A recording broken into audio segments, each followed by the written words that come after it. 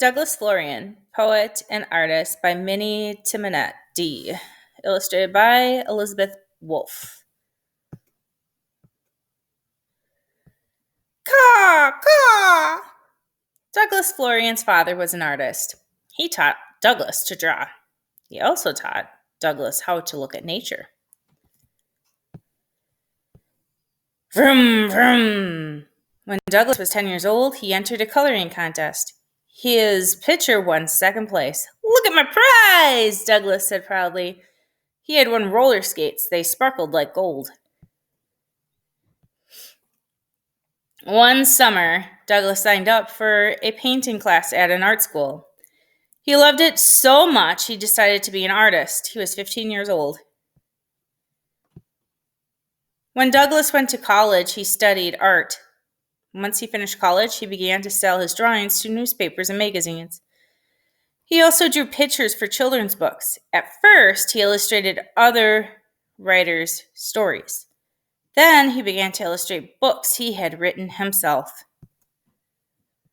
Douglas had always enjoyed his father's lessons about nature.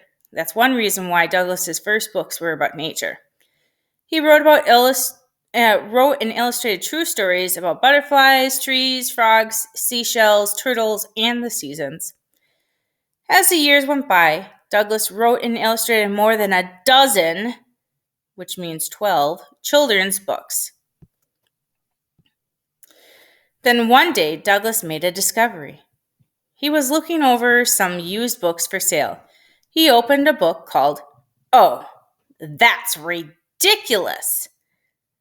The book was filled with silly poems and drawings. Douglas smiled as he turned the pages. A book like this would be fun to make, he thought. Woo, woo. Douglas was sure that he could write funny poems. After all, he had children and knew what made them laugh. And Douglas had always liked making up words. He had always played with word sounds too. Maybe he was a poet at heart. So Douglas began to write poems. He wrote lots and lots of poems.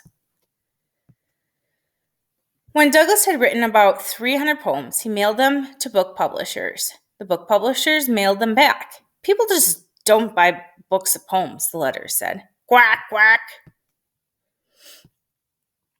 Douglas did not give up. He sent out his poems again and again. Finally, he sold his first book of silly verse. It was called Monster Motel. The book had silly poems about made-up monsters. Douglas did the paintings of the Purple Pooh, Antique, and his other monsters. Douglas's next book of poems and pictures was Bing, Bang, Boing. It had a poem called Squares that was written in the shape of a square. Douglas Florian worked very hard on his next book. It was called Beast Feast. There were 21 poems and paintings in it. All the poems were about real-life animals. The poems in Beast Feast had funny rhymes and made-up words. One poem was about a snake called the boa.